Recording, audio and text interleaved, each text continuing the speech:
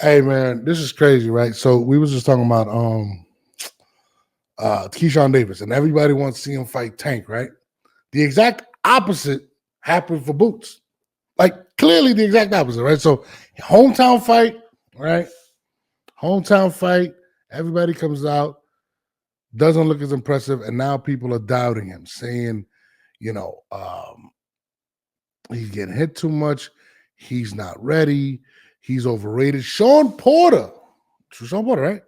Came out and said he's overrated. He's not as good. This is what he said, right? I didn't get to watch the whole thing, but that was the title of it. Now, I mean, I don't agree with Shawn Porter. Not on that. I love Shawn Porter, to be honest with you. What was your assessment of what you witnessed on Saturday? Wow. Yeah, I wouldn't go that far and say that Boots is overrated. I don't think he's overrated. Do I think he's an elite fighter? I think that's more the question. I don't think he's elite yet, right? He has elite ability.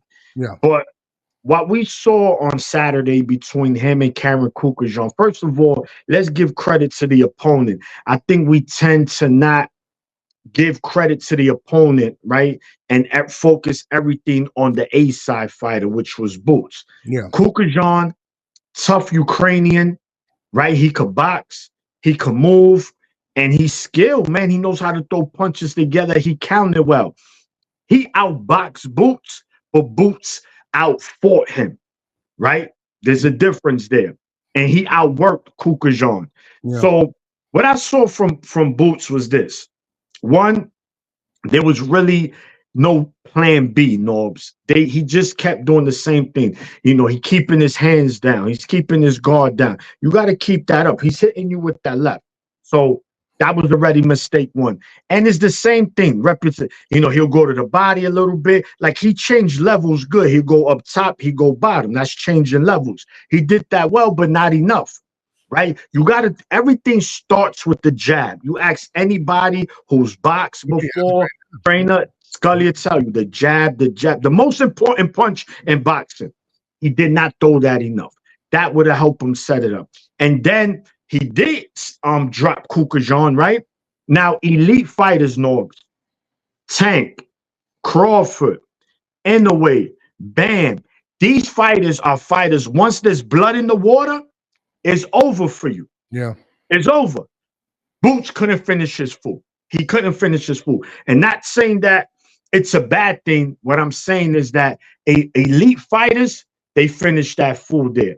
And he just didn't look good doing it, right? He won the fight. We're not here to discuss whether he won the fight. If it was close, he won the fight.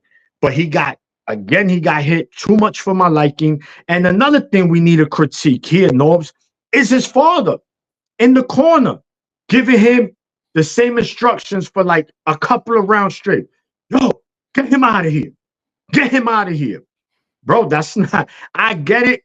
They come from the inner city. They from the hood. I get how fathers are. Yo, whip his ass. But you know what? This is boxing, right? So you got to give him instructions, Norbs. You're going to tell me to get him out of there. Son, double up the jab. Jab off the hook. You got to give him instructions to get him out of there. That's not instructions. For that, me and you could be a trainer then and just yell that out.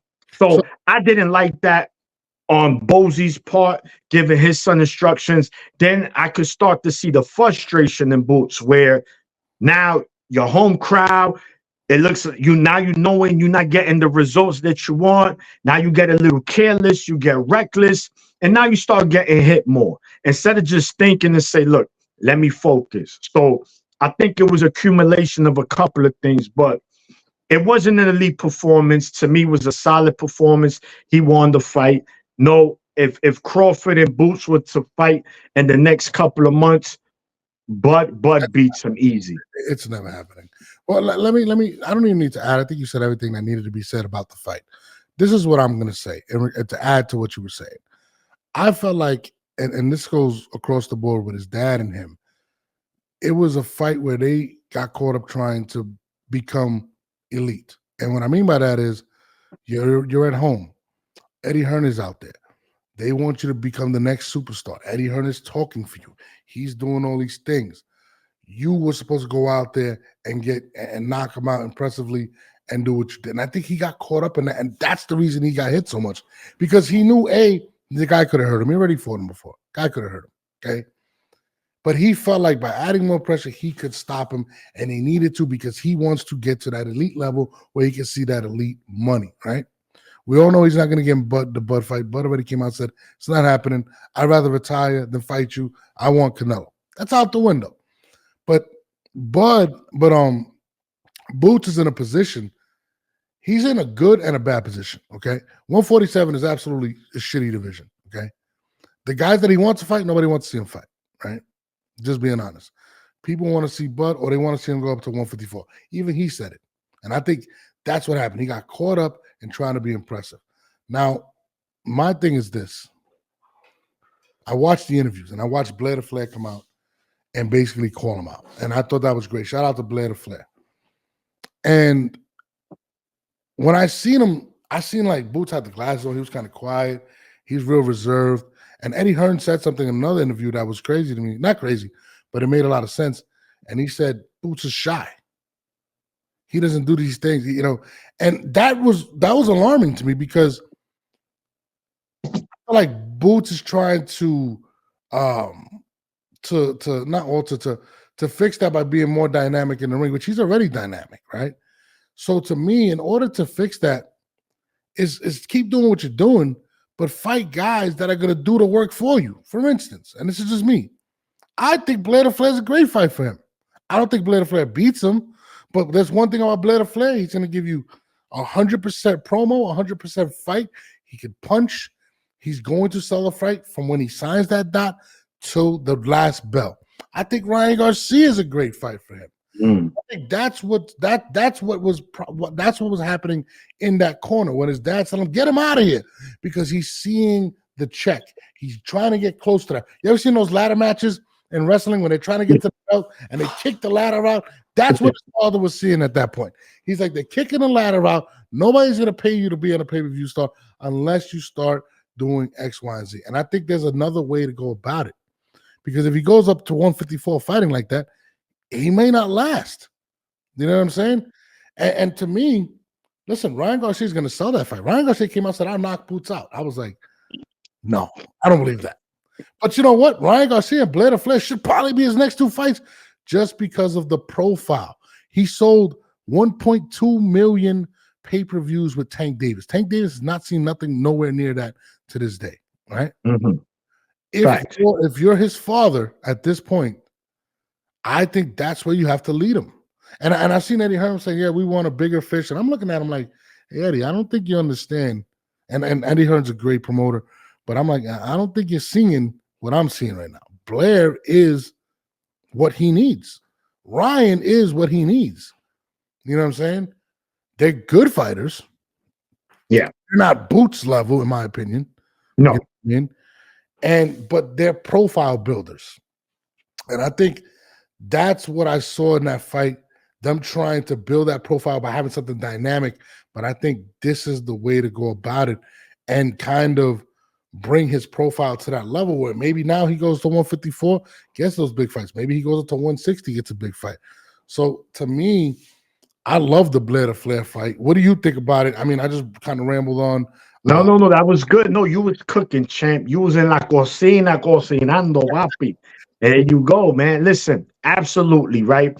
Yes, Boots, he gonna fry Blair Flair, but to get that momentum going again, right? To get his name going, Blair Flair is one of the best options right now because Blair only has one loss.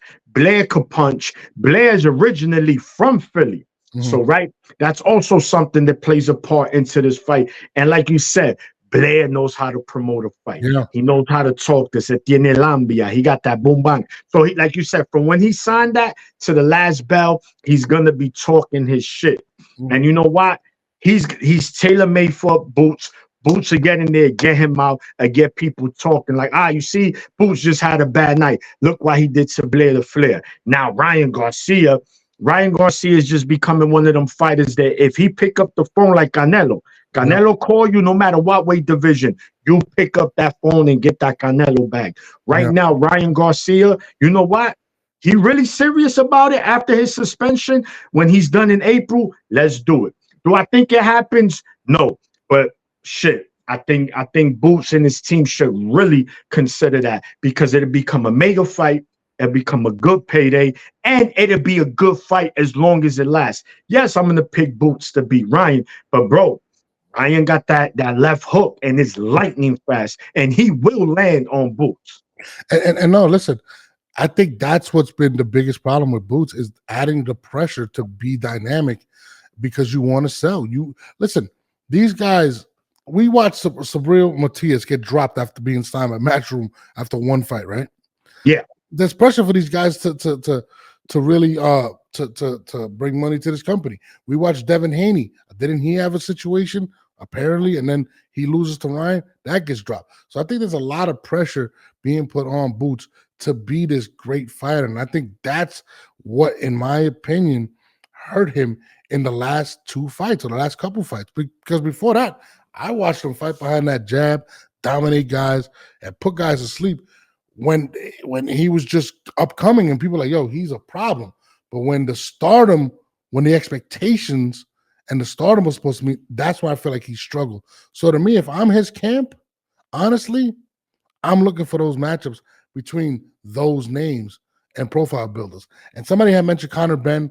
I'm not big on that unless it's in the UK, be honest with you. But I mean, that's how I feel about Ennis. I think Ennis, to me, I think he has elite talent. I love everything about Boots. I think he's one of my top 5 fighters. I love to watch him, but I think he has to sit with his team because he's not somebody that promotes. He's not somebody that talks trash. He does. I mean, listen, Eddie Hunt said he's shy. You can't be that right now in this day and age. So I think they got to set him up with guys that are going to do the work for him. That's how I feel. But makes sense. I agree.